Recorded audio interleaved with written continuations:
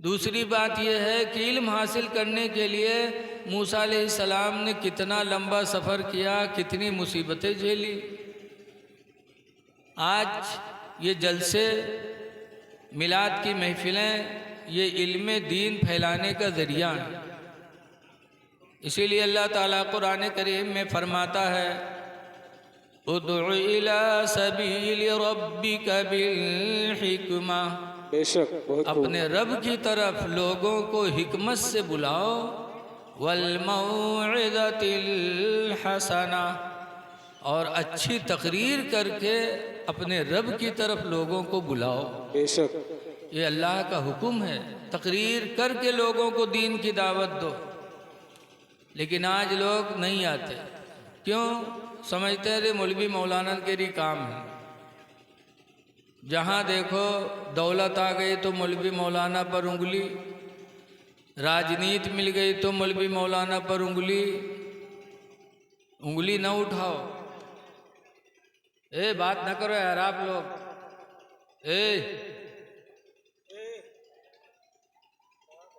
बढ़िया ये लोग चाइने रिहाल लगाए देने बाहर पंचायत करत है, तो बढ़िया मामला है। उंगली नहीं उठाना चाहिए। रसूल करीम सल्लल्लाहु अलैहि वसल्लम पर एक आयत नाजिल हुई, मा काना मुहम्मदुन अबा अहदिम मिर रिजालिकुम, मोहम्मद तुम मर्दों में से किसी के बाप नहीं, बेशक सुभान अल्लाह, वलाकिन रसूल अल्लाह, लेकिन अल्लाह के रसूल हैं, व खातमन नबिय्यीन, और आखिरी नबी है। बेशक साहबे किराम ने सुना तो हुजूर से पूछा, अल्लाह के रसूल आप आखिरी नबी हैं? कहा आपके बाद कोई नबी नहीं आएगा? कहा ना। तो साहबा रोने लगे। कहा अल्लाह के रसूल जब आप आखिरी नबी, आपके बाद कोई नबी नहीं आएगा तो दीन हम लोगों को कौन सिखाएगा? तो हुजूर ने फरमाया, मेरे सहाबा, मैं आखिरी नबी हूँ, मेरे बाद कोई नबी तो नहीं आएगा दीन सिखाने के लिए, लेकिन मेरी उम्मत के उलमा तुमको दीन की दावत देते रहेंगे। बेशक बहुत खूब, सुभान अल्लाह। तो दीन मिलेगा हमें आलिमों से, इसलिए उंगली नहीं उठाना चाहिए। लेकिन कुछ लोग हैं, एक मिस्टर साहब थे, अंग्रेज, लंदन से पढ़ के आए थे, और जो लंदन से अंग्रेज हियाँ अंग्रेजी जाना थे तो के रू आपके ठिकाना नहीं, और जो लंदन से पढ़ गया बाबा, मौलाना से एक मसला पूछा कि मौलाना साहब घर में दही रखा हुआ था, दही ढका हुआ था, अचानक कुत्ता घुसा, और कुत्ता जब घर में से निकला तो उसके मुंह में दही लगा हुआ था, और जब घर में गए तो दही खुला भी नहीं था, बंद ही था, और खोल कर देखा तो कहीं कुत्ते के मुंह लगने का निशान भी नहीं था।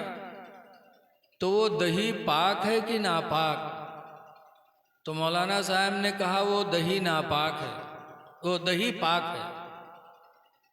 मिस्टर साहब ने कहा मौलाना दिमाग का इलाज करो, कुत्ता घर में से निकला है, उसके मुंह में दही लगा हुआ है, अब आप कहते हो कि दही पाक है? हजरत ने फरमाया कि जब दही ढका हुआ है, आपको ढका हुआ मिला, अब खोला तो देखा उसमें कुत्ते का मुंह भी नहीं लगा हुआ है, तो हो सकता है वो कुत्ता किसी दूसरे घर से दही खा के घुसा हो तुम्हारे घर में, और फिर निकल आया और उसके मुंह में तुमने दही देख लिया, तो हो सकता है किसी दूसरे घर में दही खाया हो और मुंह में लगा रहा हो, तुम्हारे घर में घुसा हो, न पाया हो, बाहर आ गया हो। मसला है अल यकीनो ला यजूलु बिश्शक, यकीन शक से ख़त्म नहीं होता। सुभान अल्लाह। तो दही ढका हुआ है ये भी यकीनी, मुंह भी नहीं लगा ये भी यकीनी, अब उसके मुंह में दही लगा है तो खुदा जाने कहाँ का दही हो, इसलिए दही पाक है। मिस्टर साहब अंग्रेजी की बुबास में कहा मौलाना तुम लोग यही बकते रहते हो। मिस्टर साहब मौलाना को भगा दिया, कहा जाओ हटो, अल्लाह की मर्जी देखो। मिस्टर साहब घर गए अपने, तो बीवी ने कहा आज मुर्गा बनना है, आप मुर्गा ज़बह करिए और मैं अपना हार धो करके फैलाती हूँ, फिर उसके बाद मुर्गा बनाती हूँ। मिस्टर साहब ने मुर्गा ज़बह किया। ज़बह कर ही रहे थे, उधर बीवी ने हार खोल के चारपाई पे रखा, पानी लेने गई कि धुलें।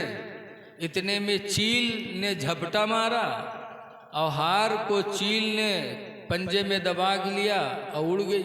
वो समझी कोई खाने वाली चीज़ है। अब बेगम चिल्लाई कि अरे मिस्टर साहब चील हमारे हार को लेके उड़ गई। अब मिस्टर साहब वही छुरी लिए और चील के पीछे दौड़ रहे हैं और खून की छींटे मिस्टर साहब के कपड़े पे और हाथ में छुरी, उससे भी खून के कतरे टपक रहे हैं और चील के पीछे दौड़ रहे हैं। चील दूर जाकर एक पेड़ झाड़ में, जहाँ कुछ दरख्त लगे थे झाड़ किस्म के, वहाँ एक दरख्त पर बैठी। मिस्टर साहब ने ढीला मारा तो चील के चोंच से वो हार छूटा। तो झाड़ के अंदर मिस्टर साहब हार उठाने गए और वहाँ देखा कि एक औरत ज़बह की हुई पड़ी है। तो मिस्टर साहब को हैरत हो गई।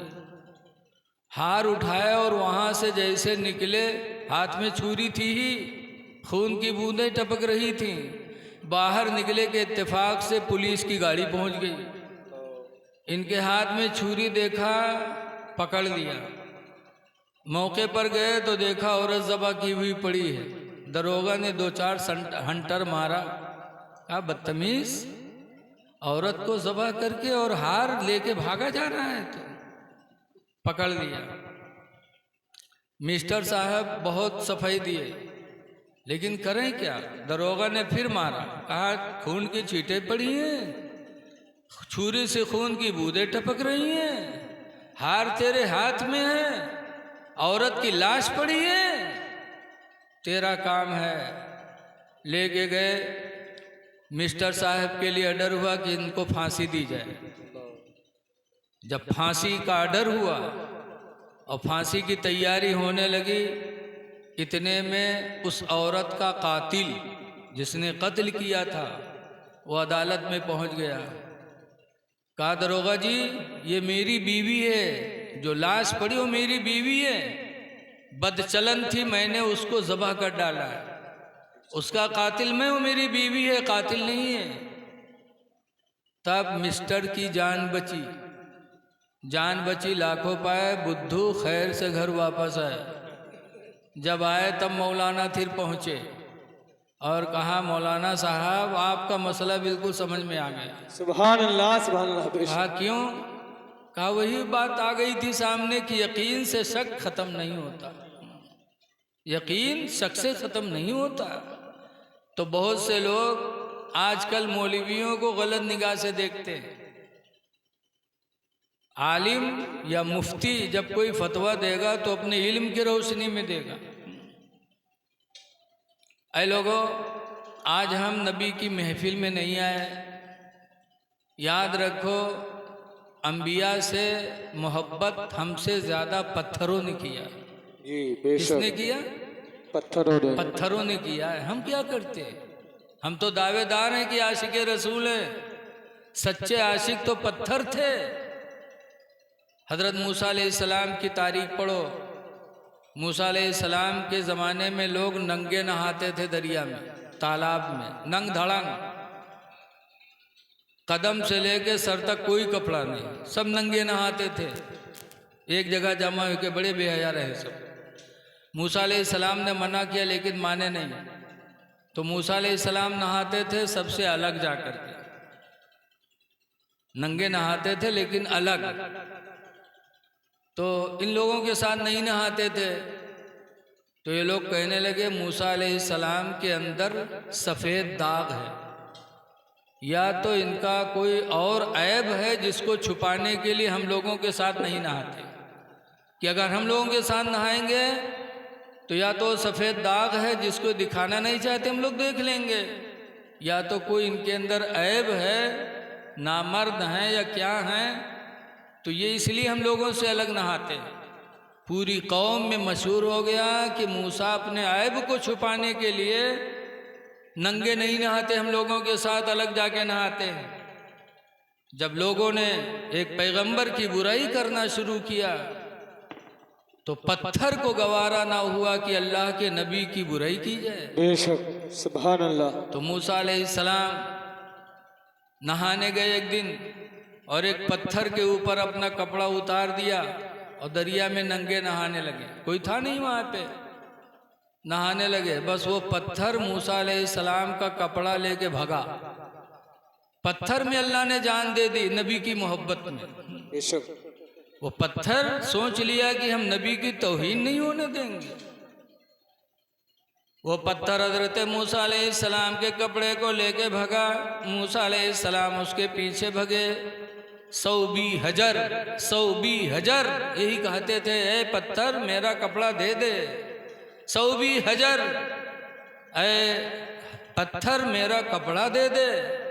लेकिन पत्थर भाग रहा था कपड़ा लेकर के। मूसा अलैहिस्सलाम खरीद रहे थे। जो बस्ती थी, बस्ती की कोई गली नहीं बची जिस गली में वो पत्थर कपड़ा लेके भगा ना हो।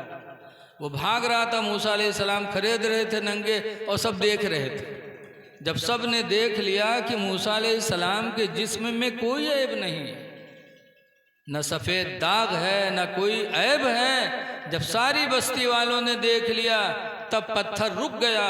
तो मूसा अलैहिस्सलाम ने जलाल में आकर के अपना डंडा पत्थर को मारा, बहुत मारा पत्थर को। जितने डंडे पड़े मोहब्बत में उस पत्थर ने अपने अंदर डंडों का निशान पैदा कर दिया। बेशक इतना नरम हो गया कि डंडे के निशान बनते चले गए। कौम मूसा अलैहिस्सलाम की बुराई से बच गई। लिखा है तफसीर में, एक पत्थर ने नबी की तौहीन बर्दाश्त न किया। और आज हम मुसलमान हो के नबी की तौहीन करते हैं, नबी से मोहब्बत नहीं करते।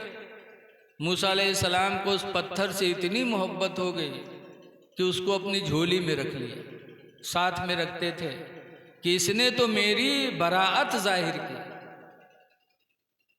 लेकिन वो पत्थर एक अल्लाह के नबी से मोहब्बत किया तो अल्लाह ने उस पत्थर को क्या अजमत दे दी कि मैदान तीह में जब मूसा अलैहिस्सलाम की कौम बनी इसराइल प्यासी हुई और पानी कहीं से नहीं मिलने वाला था, तो अल्लाह ताला ने फरमाया फदरिब बिअसाकल हजर, ऐ मूसा, कुरान में है मूसा अपने डंडा से पत्थर को मारो।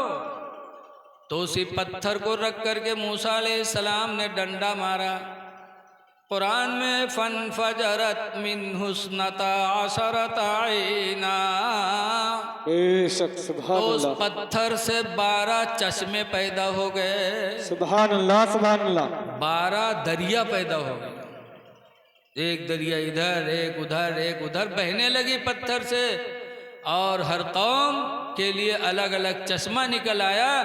जो बनी इसराइल मैदान तीह में प्यास से तड़प रहे थे, उस पत्थर से अल्लाह ने 12 दरिया पैदा कर दिया और सब प्यासे आसूदा हुए और उनके कौम के लिए वो पत्थर सैराबी का जरिया बन गया। सुभान अल्लाह सुभान पता चला कि जब कोई अल्लाह वालों से मोहब्बत करता है तो अल्लाह उसके दर्जात को बुलंद कर देता है। आज हम नबी की महफिल में आने से परहेज करते हैं। यही जलसा कोई बहुत हाई फाई होता, बहुत हाई फाई इश्तिहार लगते, इंतज़ाम खूब होता, मौलाना 1 दर्जन बुलाए जाते, तब पब्लिक आती। उसके बाद कहीं बाद में कहा कि यार कुछ सुन नहीं मिला यार, सब नाते में यहाँ टाइम चला गवा हो। अभी रात में एक जलसा हुआ, रियाज बैठे हैं यहाँ पे चैनल वाले, बहुत बड़ा जलसा। और रियाज से मैंने आज पूछा कि किसका किसका क्या बयान हुआ, तो कहीं मौलाना साहब सब मामला सब तरबतर हो गया, कुछ सुनने को नहीं मिला। तो जब कोई 1-2 तकरीर हो तो अदब के साथ आके सुनना चाहिए ताकि कुछ बातें हमको तुमको मिल जाएं। बेशक आज एक अल्लाह वाले के याद में आप आए हैं, यकीन जानो ये हमको तुमको देख रहे हैं। मुर्दों के देखने और सुनने की ताकत जिंदों से ज़्यादा होती है। सुभान अल्लाह। जब इस्लाम की पहली लड़ाई हुई जंगे बद्र, और बद्र की लड़ाई ख़त्म हुई तो जो कत्ल हुए लोग, इस्लाम के दुश्मन कत्ल हुए, लाश अलग सर अलग, तो हुजूर उनके पास गए और खड़े होकर कहने लगे कि ऐ लोगों, खुदा ने अपना वादा सच्चा कर दिया। सुभान अल्लाह जो सुभान खुदा अल्लाह। ने हमसे वादा किया था वो हमारे साथ खुदा ने पूरा किया। अल्लाह का वादा था कि तुम हक पर रहोगे तो हम तुम्हारी मदद करेंगे। बेशक तो अल्लाह ने अपना वादा कर दिखाया। जंगे बद्र में अल्लाह ने हमको कामयाबी दे दी और कहा था जो दीन से दूर होगा उसको हम जलील करेंगे, तो तुम जलील हो गए। उन मकतूलों से रसूलुल्लाह बात कर रहे थे तो हज़रत उमर फारूक आदम आगे बढ़े, कहते हैं अल्लाह के रसूल, ये तो मुर्दे हैं, सुभान अल्लाह। सर अलग है, जिस्म अलग है, इनसे आप क्या बात कर रहे हैं? तो सरकार ने फरमाया, उमर, मुर्दे जिंदों से ज़्यादा सुनते हैं। हक है बेशक। मुर्दे जिंदों से ज़्यादा सुनते हैं। इसलिए हमें अकीदा रखना है कि मलंग शाह हमको देख भी रहे हैं और हमारी बातों को सुन भी रहे हैं। सुभान अल्लाह। वो कुफ़ार के मुर्दे थे, सुनते थे, तो ये तो हमारे इस्लाम के रहबर हैं, ज़रूर सुनेंगे। इसीलिए हुजूर सल्लल्लाहु अलैहि वसल्लम का जब विसाल शरीफ हुआ और गुंबद खजरा जो आज मदीने मुनव्वरा में है, हुजूर जब उसके अंदर दफनाए गए तो हुजूर की बीवी हज़रत आयशा हुजूर के कब्र के पास जाती थी और बैठी रहती थी, कुछ पढ़ती रहती थी। उसके बाद हज़रत आयशा के अब्बा हज़रत अबू बकर रदियल्लाहु अन्हु का इंतकाल हुआ तो वो हुजूर के दाहिनी तरफ दफन किए गए। तो भी हज़रत आयशा जाती थी, बैठी रहती थी। उसके बाद जब हज़रत उमर रदियल्लाहु ताला अन्हु का इंतकाल हुआ और हुजूर के बाएं पहलू में दफन किए गए तो अब भी हज़रत आयशा जाती थी, लेकिन पर्दे से जाती थी। कैसे जाती थी? पर्दे से। क्यों? पूछा गया कि हुजूर की कब्र पे आप ऐसे जाती थी, अपने बाप की कब्र पे आप ऐसे जाती थी और अमीरुल मोमिनीन उमर दफनाए गए तो आप पर्दे से जाती हैं। तो कहा कि शौहर से पर्दा नहीं, बाप से पर्दा नहीं, लेकिन अमीरुल मोमिनीन जब दफन किए गए तो मुझे शर्म आती थी कि मैं बेपर्दा हो के जाऊं, मुझे हया आती थी। गोया कि हज़रत आयशा का अकीदा था कि अमीरुल मोमिनीन उमर कब्र में है लेकिन हमको देख रहे हैं। बोलो भाई, अगर अकीदा ना होता तो पर्दे से क्यों जाते? इसका मतलब कि उनका अकीदा था कि कब्र में रहकर भी अल्लाह वाले अपने लोगों को देखा करते हैं।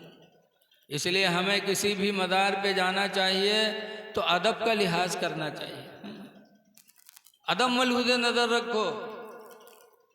हमारी माँ बहनें भी इसका ख्याल रखें, कहीं जाएं तो पर्दे से। लेकिन आज बड़ा अजीब हाल है, हमारी माँ बहनें पर्दे के लिए नकाब ओढ़ती हैं और नकाब ओढ़ी हैं तो कमर में यह रस्सा बंधी है, लागत है डांका डाले जाते, डाकू हैं।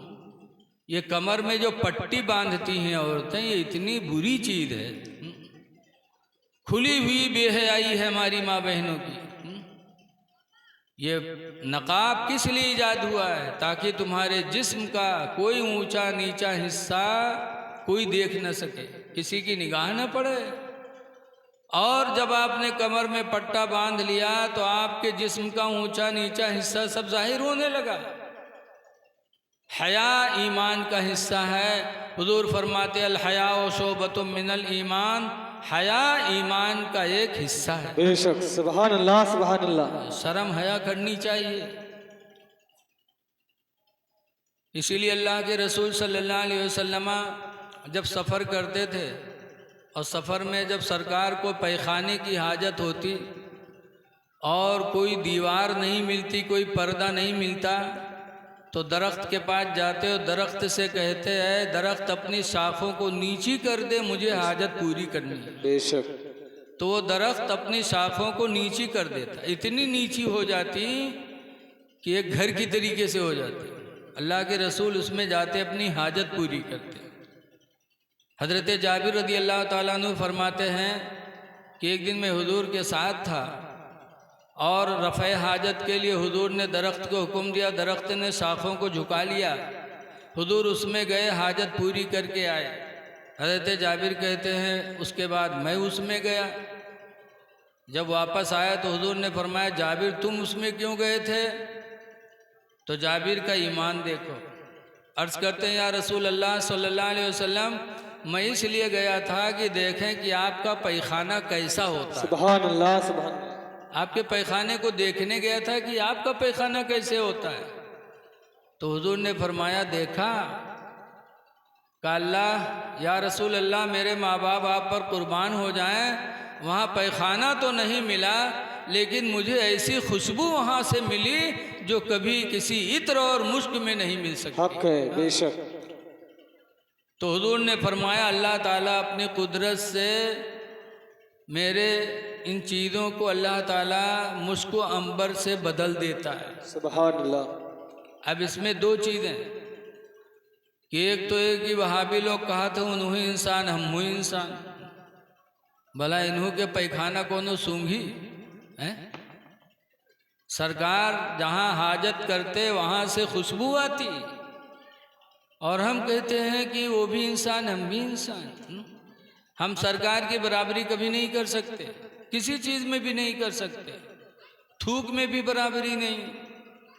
हज़रत अली शेर खुदा की आँखें जंगे खंदक के टाइम पर दुखने लगी, जी काम तुम कहा जाते हैं आँखें आ गई, दुखने लगी तो सरकार ने अपना थूक ऐसे निकाल कर अली के दोनों आँखों पे लगाया। हदीस में फबरिया ऐनई, अली की दोनों आँखें शिफा पा गई। सुभान अल्लाह, माशाअल्लाह। हुजूर का थूक है, तो हम नबी की बराबरी कभी नहीं कर सकते। अल्लाह ने उनका मर्तबा बहुत बुलंद किया, इसीलिए आला हजरत इमाम अहले सुन्नत फरमाते हैं कि अर्श के अक्ल दंग है, चरख में सुभान अल्लाह, बेशक, आसमान माशाअल्लाह। है। अर्श कितना ऊंचा, सातों आसमान के ऊपर इतना ऊंचा, लेकिन नबी के मर्तबे की ऊंचाई को देखकर वो भी हैरत में। फलक इतना ऊंचा, लेकिन वो भी नबी के मर्तबे की ऊंचाई को देखकर हैरत में है। आला हजरत फरमाते हैं, अर्श के अक्ल दंग है, चरख में आसमान है। अर्श की अक्ल दंग है, चरख में आसमान है। और जाने मुराद अब किधर, हाय तेरा बेशक, सुभान अल्लाह, माशाअल्लाह, बहुत खूब। सुभान अल्लाह, सुभान अल्लाह। मुराद अब किधर, हाय तेरा मकान है। बेशक। तो एक तो बात ये मालूम हुई कि हम नबी की तरह नहीं हो सकते, और दूसरी बात नबी की सीरत से भी मालूम हुआ कि हया ईमान का हिस्सा है। आदमी को बेहयाई नहीं करना चाहिए है? लेकिन देखा जाता है बम्बई में जाओ, एक पैखाना करे थे, दूसर पैखाना करते हो, तीसरा होता तेरी बीड़ी लाओ, या कहती बीड़ी बैठे पियत और पैखनो एक किती बैठे करत है। इतनी भी है? हमारी माँ बहनें भी बहुत से शाम के जाइए बाहर घूमे तो 10 ठोरी अक्के थी बैठी और फसर फसर इधर के उधर। ये बेहयाई है। आदमी को अपनी हाजत पूरी करनी है तो तन्हाई में पूरी करे। तो आज हम एक अल्लाह वाले की मज़ार पे हाज़िरी देने के लिए आए। खुश नसीब है वो नौजवान जिन्होंने हज़रत मलंग शाह अलैहि रहमा का उर्स कराया। अपने अब्बा लोगों का भी न उर्स करा पाओ तो फातिहा तो करवे करो। जो नौजवान हमारे आज हज़रत मलंग शाह का उर्स करा रहे हैं बड़ी अच्छी बात है, लेकिन कम से कम अपने माँ बाप की कब्रों पे भी हाज़िरी दिया करो। बेशक हक है। इसलिए कि हदीस पाक में है कि मुर्दे कब्र में दुआ करने वाले का ऐसे ही इंतज़ार करते हैं जैसे तुम में कोई दरिया में डूब रहा हो तो निकालने वाले का वो इंतज़ार कर रहा हो। जिस वक्त कोई दरिया में डूबता है, काश उसकी कितनी हसरत होती है कि कोई आता और हाथ मेरा पकड़कर बाहर निकाल देता। ऐसे ही मर्द मोमिन कब्र में इंतज़ार करता है। तो खुशनसीब औलाद अपने माँ बाप को कभी भूलती नहीं। हदीस पाक में मंज़ारा क़ब्र अबवैहि फ़ी कुल्लि यौमि जुमा, जो मुसलमान हर जुमा को अपने माँ बाप की कब्र की ज़ियारत करे, फ़ग़ुफ़िर लहू मा तक़द्दम मिन ज़ंबि व मा तअख़्ख़रा, तो उसकी वजह से उसके अगले पिछले गुनाह सब बख्श दिए जाते हैं। तो बुज़ुर्गों की कब्रों पे आओगे तो सवाब मिलेगा, और माँ बाप की कब्रों पे जाओगे तो गुनाह बख्शा जाएगा। इसलिए हम बुज़ुर्गों की कब्रों पे भी जाएं और माँ बाप की कब्रों पे भी हाज़िरी दिया करें। कब्र पे जाने के बाद हमें थोड़ा सोचना चाहिए, ऐसे ही चले जाते हैं। माला हज़रत इमाम अहले सुन्नत फरमाते हैं, हाय गाफिल वो क्या जगह है जहाँ, है गफलत में पड़ने वाले इंसान ज़रा उस जगह को तो सोच ले। हाय गाफिल वो क्या जगह है जहाँ, हाय गाफिल वो क्या जगह है जहाँ, पांच जाते हैं चार फिरते हैं, पांच जाते हैं चार फिरते हैं। हम कब्र पे जब जाएं तो हमें एक इबरत लेनी चाहिए कि एक दिन इसमें हमको भी आना। और जब ये नियत हो जाएगी तो इंशाअल्लाह हम गुनाहों से दूर रहने की कोशिश करेंगे। तो वहाँ जाने के बाद किसी अल्लाह वाले की कब्र पे या किसी मोमिन की कब्र पे जाने के बाद हमें अपनी मौत को याद करनी चाहिए। लेकिन आज हम लोगों के दिल इतने ढीठ हो गए कि हम कब्र से भी नहीं डरते। जैसे एक बुढ़वा रहा है, बीमार हुआ तो कई लड़का का घेरे बैठे, अब्बा ये बात अब्बा वो बात। अतने में बुढ़वा कहा था, भैया रे भी बचबे ना। कहीं तब भाई अब्बा, तो कहे जो हम मर जेबे ना तो हमरे कफन में पुरान कपड़ा लगायो। लड़को कहे अब्बा यूँ कहाँ वहीं पे, गाँव वाले कहा कहीं अब्बा, तो कहा था गाँव वाले चक्कर में पड़ के सारे हमको फंसाए दे हो रे। कहीं कहा है अब्बा, तो कहने रे पुरान कपड़ा में लपेट के रखे हो कब्र में, ताकि फरिश्ते जब हिसाब ले आई हैं देखिए कफन पुरान। तो कहे तो बहुत पहले मर चुका है, कहीं हिसाब होगा हो, छोड़ो। तो छोड़ छाड़ चले जाई हैं और नवा कफन में लपेट के रखिए, जुड़ते जुड़ जाई हैं कि न जुटी हैं रे। बताओ, ऐसे ऐसे दलाल बुढ़वा पर कि जिंदगी भर तो दलाली करबे कि मरे के बाद कब्रों में है 420 करे सोचे बैठे हैं। आज हम कब्र से नहीं डरते। आला हजरत जैसे मुजद्दिद, इतने बड़े आलिम, इतने बड़े अल्लाह के वली, वो भी कब्र से डरते थे। इसीलिए आला हजरत ने अपनी ज़िंदगी में नबी की बारगाह में दुहाई की थी, मदद इस्तिगासा पेश किया था। या रसूल अल्लाह, खड़े हैं मुनकर नकीर सर पर, न कोई हामी न कोई यावर। बेशक, सुभान अल्लाह। खड़े हैं मुनकर नकीर सर पर, न कोई हामी न कोई यावर। अब बता दो आकर मेरे पैगंबर के सख्त मुश्किल जवाब में है। बेशक, बता दो आकर मेरे पैगंबर के सख्त मुश्किल जवाब में है। जब आला हजरत डरते हैं तो हमको तो बदर्जे औला डरना चाहिए। नबी की बारगाह में फरियाद कर रहे हैं, जबकि आला हजरत कितने नेक थे, कितने बचपन से अल्लाह के वली थे। आप लोगों ने सुना होगा कि बहुत छोटे थे आला हजरत और रमज़ान का महीना आया तो आला हजरत ने रोज़ा रख लिया। तो माँ बाप बहुत खुश हुए, बरेली में दावत बांट दी इफ्तार की कि मेरा बेटा पहला रोज़ा ज़िंदगी का रखा है, आज सबकी इफ्तार की दावत है, सबके साथ मेरा बेटा इफ्तार करेगा। दावत बढ़ गई। जोहर का वक्त हुआ कि आला हजरत की हालत नाजुक, छोटे थे, चेहरा सूख गया। माँ बाप को औलाद से बहुत मोहब्बत होती है। नाबालिग थे। आला हजरत के अब्बा भी आलिम दीन थे, बहुत बड़े, हम लोग जैसे नहीं, हम लोग तो उनके पाँव तलवक बराबर, बहुत बड़े आलिम थे आला हजरत के अब्बा। तरस आया अपने बच्चे को देखकर, तो लेके गए कमरे में बिठाया, खीर प्याली में लेके आए, सामने रखी, दरवाज़ा बंद किया, खिड़की बंद किया, कहा बेटा अभी 5 घंटा इफ्तारी में बाकी है। मई जून का महीना था, और बेटा तुम्हारी हालत नाजुक है, ये खीर है, खा लो। दरवाज़ा बंद कर दिया, खिड़की बंद कर दिया, कोई देख नहीं रहा, खा लो। तब आला हजरत ने उस वक्त अपने अब्बा से कहा था, अब्बा क्या रोज़ा मैंने बरेली वालों के लिए रखा है? आपने दरवाज़ा बंद किया कि मुझे देख न पाए, तो अब्बा क्या रोज़ा मैंने इन लोगों के लिए रखा है?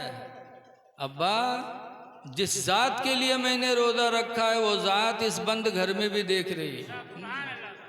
आला हजरत ने रोज़ा नहीं तोड़ा, और हिम्मत किया तो अल्लाह ने हिम्मत दी, और शाम को सबके साथ बचपन में रह करके भी रोज़ा इफ्तार किया। ये बचपन की परहेजगारी आला हजरत की है, फिर भी खुदा से डरते। अब आला हजरत को अब छोड़ो, ऊंचे जाओ। रसूलुल्लाह सल्लल्लाहु अलैहि वसल्लम के दूसरे खलीफा हजरत उमर फारूक आज़म रज़ी अल्लाह ताला अन्हु कितना रोते थे। मुकाशफतुल कुलूब में लिखा, इमाम गज़ाली ने लिखा है कि हजरत उमर फारूक आज़म ये कह के रोया करते थे कि या अल्लाह तू मुझे इंसान न बनाता, दुनिया का कोई तिनका बना देता, ताकि कब्र में हिसाब देने से मैं बच जाता। ये कह के रोया करते थे, या अल्लाह इंसान न बनाता, कोई दुनिया का तिनका बना देता, ताकि हिसाब कब्र से मैं बच जाता। और ये कह करके हजरत उमर रोया करते थे। इतना रोए, पूरी ज़िंदगी रोया किए। रवायतों में लिखा है कि हजरत उमर रज़ी अल्लाह अन्हु का जब साल हुआ और उनकी लाश को नहलाने वालों ने नहलाया, तो उनके रुखसार पर देखा कि आंसू बहते बहते 2 निशान पड़ चुके थे, जो वफ़ात के वक्त भी दोनों निशान मौजूद थे। सुभान अल्लाह, सुभान अल्लाह। ये हजरत उमर रोया करते थे खुदा के अदाब से, कि अल्लाह अदाब हिसाब कब्र से मैं बच जाता। बेशक। जबकि हजरत उमर की नेकी कितनी है, कितने बड़े परहेजगार हैं। रसूलुल्लाह सल्लल्लाहु अलैहि वसल्लम की बीवी हजरत आयशा रज़ी अल्लाह अन्हा ने एक रात हुजूर से पूछा था, या रसूल अल्लाह, या आसमान पर जितने तारे हैं, क्या इतनी भी नेकियां किसी इंसान के पास हो सकती हैं? बेशक, सुभान अल्लाह। हुजूर ने फरमाया हाँ। कहा किसके पास? कहा उमर फारूक आज़म के पास। बेशक, सुभान अल्लाह, सुभान अल्लाह। अब बताओ कि हजरत उमर की इतनी नेकियां जितने कि आसमान में तारे, और कौन कह रहा है? रसूलुल्लाह कह रहे हैं, अल्लाह के पैगंबर कह रहे हैं, जिनकी एक बात भी झूठी नहीं हो सकती। बेशक, सुभान अल्लाह, सुभान। तो जिनकी इतनी नेकियां, वो कब्र उससे इतना डरते थे, और आज हम गुनाहों में डूबे हुए हैं और कब्र से हम डरते नहीं। ऐ लोगों, अदाब कब्र बरहक है, इस पर ईमान लाना ज़रूरी है। अच्छा, कोई देखी से कब्र में अदाब होते हुए किसी ने देखा है? जी नहीं देखा है, लेकिन ईमान है हमारा, तो इसी का नाम है ईमान बिल गैब। जी बेशक। जन्नत दोज़ख देखी नहीं है, नबी ने फरमा दिया, तो हमारा ईमान है। बेशक। क़यामत आएगी, हमने देखा नहीं, लेकिन हमारा ईमान है। बेशक। तो अदाब कब्र बरहक है, हमने देखा नहीं है, इसलिए हमें हर वक्त अल्लाह से तौबा करनी चाहिए। कोई गया नहीं है, लेकिन इस दुनिया में है बहुत एक से एक बदतमीजों पड़े हैं। नाम न ले, रिसिया के पास एक आदमी रहा था। हाँ, वो एक दफ़ा कहलाक मजमा में ही है। कहलाक भैया एक दफ़ा मलकुल मौत आए, हमार रूह निकाल ली, हम मर गए। तो लोग लेके के कब्र में दफनाया है। जब दफनाए दिन तो फरिश्ते आए हिसाब ले, तो हिसाब में तो हम निकल गए। तो फिर लेके गए जन्नत में। जब जन्नत में लेके गए तो हमरे बड़ा जाड़ा लाग, बहुत ठंडी। तो हम कहा निकालो निकालो इमाम, इसे बहुत हमरे ठंडे लागा थे, निकालो। तो निकालिन भैया। अभी वहाँ कहाँ बयान करते रहे? नवाबगंज में। नवाबगंज जानते हो हैं? वो कौन में हुआ ज़्यादा रहा थे, जानते हो सब। हुए वो बनाए बयान करत रहा। हम कहा भैया, हम कहा जहन्नम में लेके चले, हमरे बड़ा जाड़ा लागत था। जब जहन्नम में लेके गए तो कहा थे देखें तो जत्ते जमाती सब लाइन महादे और जितने प्रधान सब पर हथौरा चले कहा और यूज ना कहिए और यूज ना कहिए। ऐसे ऐसे हमें लोग बेबाक भी पड़े, किसी ने देखा नहीं है, लेकिन नबी ने फरमा दिया तो हमारा आपका ईमान है जी बेशक कि सुभान अदाब कब्र बरहक है। इसलिए हम खुदा से डरें, नमाजों की पाबंदी करें, तभी हमारा इसके रसूल मुकम्मल होगा। जी बेशक हुजूर ने नमाज कभी छोड़ी नहीं।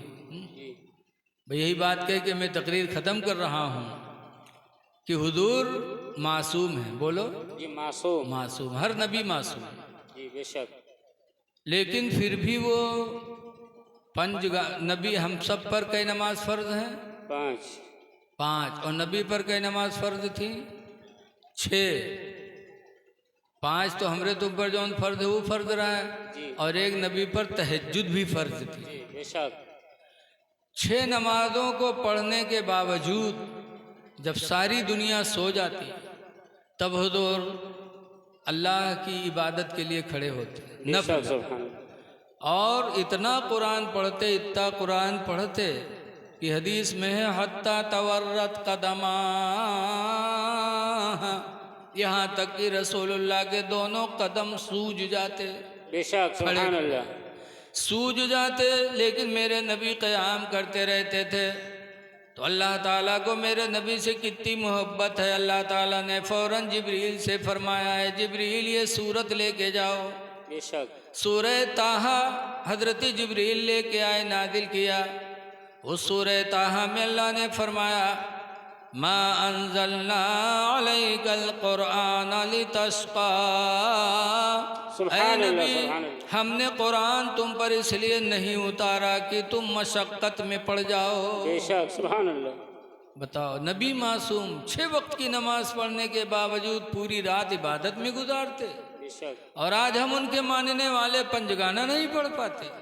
बग़ैर नमाज पढ़े इसके रसूल कभी मुकम्मल नहीं हो सकता। जी बेशक इसलिए आप सभी हजरात से गुजारिश है कि नमाज़ों की पाबंदी करो, पाक व साफ रहो, खुदा जाने किस वक्त बुलावा आ जाए। जी बेशक हुजूर मुफ्ती नानपारा अलैहि रहमा कहा करते थे कि हमेशा के लिए रहना नहीं सुधार फानी में, हमेशा के लिए रहना नहीं इस दार फानी में,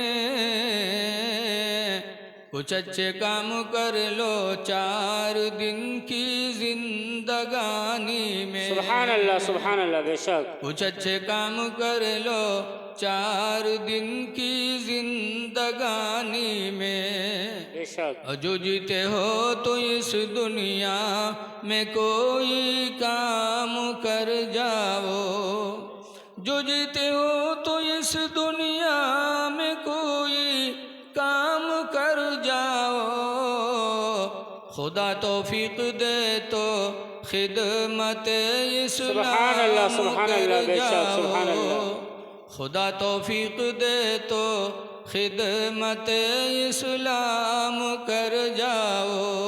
बेशक बेशक मैं माँ बहनों से गुजारिश करता हूँ कि तुम भी दीन सीखने की कोशिश करो, क्योंकि तुम्हारी ही माँ है हज़रत उम्मे सलमा रज़ी अल्लाह ताला अन्हा, जो 400 हदीसों की हाफिज़ा थी। हाँ बेशक सुभान अल्लाह हज़रत उम्मे सलमा कितनी हदीसों की हाफिज़ थी? 400 400 हदीसों की हाफिज़ा थी रसूलुल्लाह की बीवी उम्मे सलमा। ऐ मेरी माँ बहनों, तुम आज 400 नहीं याद कर सकती तो कम से कम कुरान की कुछ आयतें याद कर लो, दरूद शरीफ याद कर लो, तहियात याद कर लो कि कम से कम तुम्हारी नमाज शरीयत के मुताबिक अदा हो जाए। बेशक सुभान अल्लाह हज़रत आयशा रज़ी अल्लाह अन्हा जो सरकार की दूसरी बीवी हैं, ये मुफ्तिया थी। बेशक क्या थी? मुफ्तिया मुफ्तिया। जैसे आज मुफ्ती लोगों से मसला मालूम करने के लिए लोग जाते कि नहीं जाते? जी बेशक हमारे नानपारा मदरसा अजीज़ुल उलूम में 2 मुफ्ती, हज़रत मुफ्ती ग़ुलाम नबी साहब और हज़रत मुफ्ती खालिद रज़ा साहब। बेशक आज सब लोग मसला पूछने जाते हैं। ऐसे ही हज़रत आयशा रज़ी अल्लाह अन्हा से मदीना वाले मसला पूछने जाते थे।